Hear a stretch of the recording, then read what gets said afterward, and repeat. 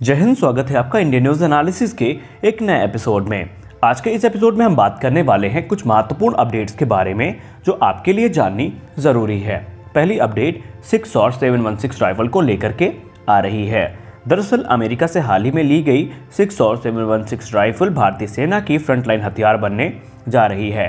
भारतीय सेना को अमेरिका से 72,000 अतिरिक्त 6 और 716 राइफल मिलनी शुरू हो गई हैं, जो सेना की पश्चिमी कमान की इन्फेंट्री बटालियन को मिलनी शुरू हो गई हैं। इससे पहले उत्तरी कमान के अंतर्गत आने वाली LOC, LAC और कश्मीर घाटी में तैनात सैनिकों को पहले से ही 72,000 शूट टू किल राइफल्स मिलनी शुरू हो चुकी हैं। इन दिनों उत्तराखंड के चौबटिया में भारत और उज्बेकिस्तान की सेनाओं के बीच साथ चल रहे एक्सरसाइज में दोनों देशों के सैनिक इन्हीं राइफल्स का इस्तेमाल कर रहे हैं। जानकारी के मुताबिक चंडी मंदिर स्थित भारतीय सेना की पश्चिमी कमान को अमेरिका के 6 और राइफल्स मिलनी शुरू हो चुकी हैं।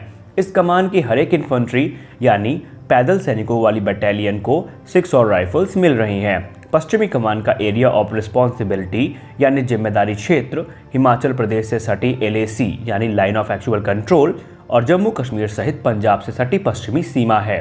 फ्रंट लाइन पर तैनात सभी सैनिकों को ये राइफल्स मिल रही हैं और जिनको नहीं मिली हैं उनको बहुत जल्द दे दी जाएंगी। आपको यहाँ पे पता होना चाहिए कि चीन से चल रहे टकराव के दौरान भारतीय सेना ने अगस्त 2020 में अमेरिका से 72,000 इन राइफल्स को खरीदने का फैसला किया था और इसे अमेरिका की कंपनी 6 और बनाती है।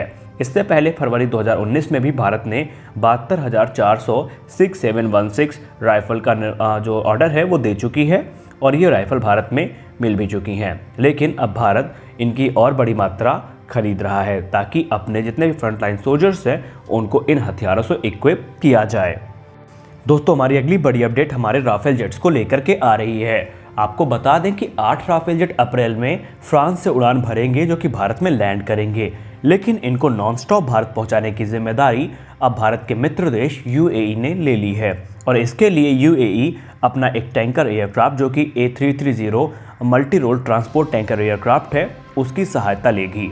UAE इस टैंकर की मदद से इन राफेल जेट को हवा में ही फ्यूल देगी यानी ईंधन प्रदान करेगी ताकि ये एयरक्राफ्ट नॉन स्टॉप भारत आ सकें।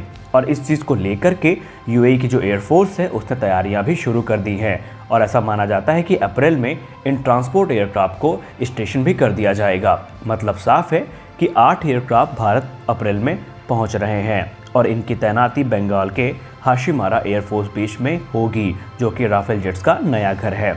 आपको यहाँ पे बता दें कि UAE ये सब तैयारी भारतीय वायुसेना के रिक्वेस्ट में कर रही है, क्योंकि भारतीय वायुसेना का पूर्व में जो एक्सपीरियंस रहा था उसके हिसाब से देखा जाए तो फ्रेंच रिफ्यूलर्स की वजह से जो फ्लीट की स्पीड है वो काफ़ी कम हुई थी और भारत अब इन चीज़ों से निपटने के लिए अपने मित्र देश UAE की मदद ले रहा है ताकि इन एयरक्राफ्ट को हवा में ही रिफ्यूल किया जाए और UAE इसके सिक्योरिटी की भी पूरी जिम्मेदारी अपने ऊपर ले रहा है।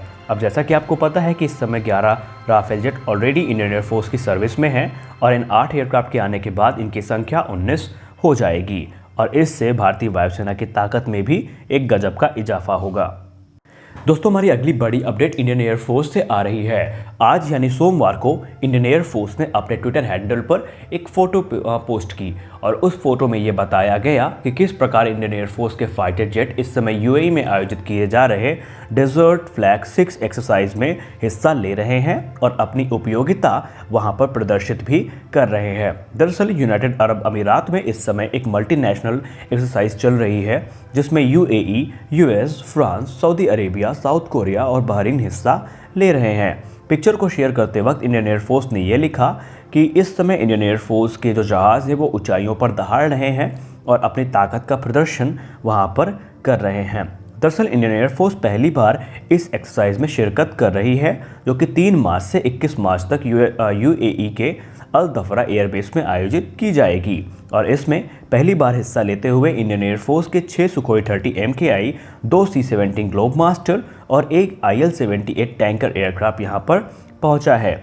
और ये जो एक्सरसाइज है इसका मुख्य मकसद ये है कि जो मित्र देश हैं इनके बीच जो आपसी समन्वय है, जो युद्ध की बारीकियां हैं, जो अपनी अपनी तैयारियां हैं उनकी समीक्षा की जाए ताकि विकट परिस्थिति आने पर दोनों देश या जितने भी देश यहाँ पर हैं एक दूसरे की मदद कर सकें और इसका यही मुख्य उद्देश्य है।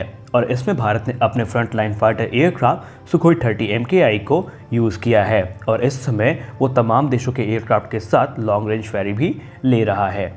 दोस्तों, हमारी ये अपडेट आपको खुश कर सकती है क्योंकि ये भारत के हथियार आयात को लेकर के आई एक रिपोर्ट से संबंधित है।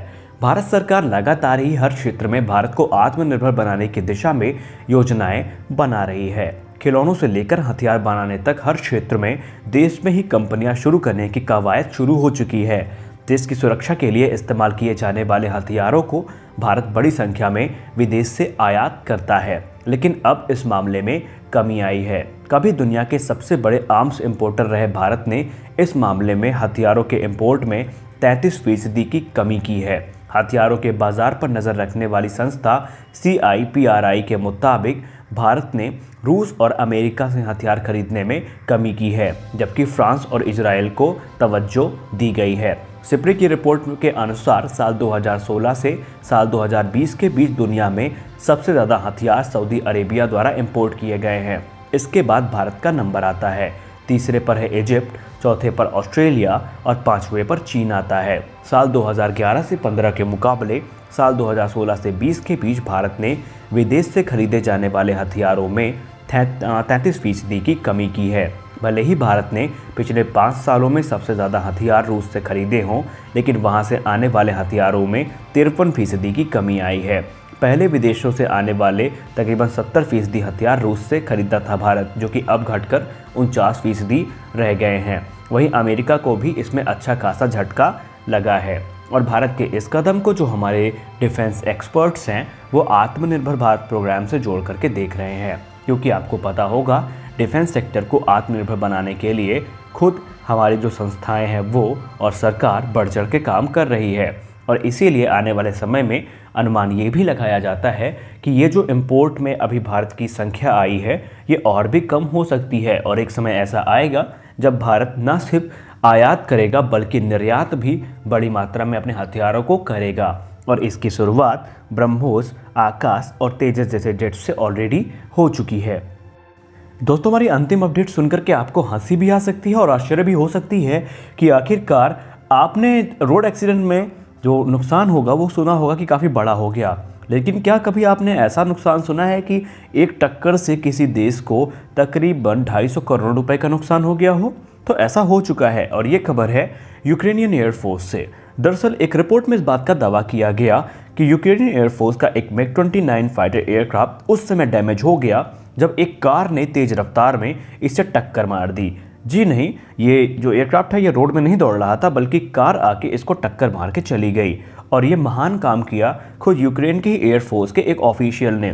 दावा किया जाता है कि जिस समय ये टक्कर हुई उस समय जो कार का ड्राइवर था या जो ऑफिसर था उसने बहुत ज़्यादा शराब पी हुई थी और उसने तेज़ रफ्तार में आकर के अपनी वोक्सवैगन SUV से इस एयरक्राफ्ट के पिछले हिस्से यानी इंजन वाले हिस्से में ज़ोरदार टक्कर मार दी। टक्कर इतनी ज़ोरदार थी कि इसका इंजन डैमेज हो गया और फ्यूजलाज में भी कुछ क्रैक्स देखे गए। लेकिन मीडिया रिपोर्ट में दावा ये भी किया गया कि अब ये एयरक्राफ्ट इतना ज़्यादा डैमेज हो चुका है कि इसके रिपेयर होने के चांसेस भी बहुत कम हैं और उम्मीद ये है कि अब इसे डिकमीशन कर दिया जाएगा। और अभी तक इसको लेकर के और ज़्यादा रिपोर्ट सामने नहीं आई है और बोला ये भी जाता है कि पहली मर्तबा नहीं था जब यूक्रेन के एयरक्राफ्ट के साथ ऐसा हुआ हो। इसके पहले एक Su-27 फाइटर जेट ऑलरेडी इस तरह के हादसे का शिकार हो चुका है। प्रत्यक्षदर्शियों ने यह बताया कि यह हादसा उस वक्त हुआ जब इस एयरक्राफ्ट को पार्क करने के लिए हैंगर में ले जाया जा रहा था, तभी एक तेज़ रफ्तार SUV ने इसको आकर के टक्कर मार दी और इसमें आग लग गई। हालांकि इससे ज़्यादा नुकसान की डिटेल अभी तक ऑफिशियली रिलीज़ नहीं की गई है। तो मिलते हैं अपने अगले वीडियो में, तब तक के लिए जय हिंद।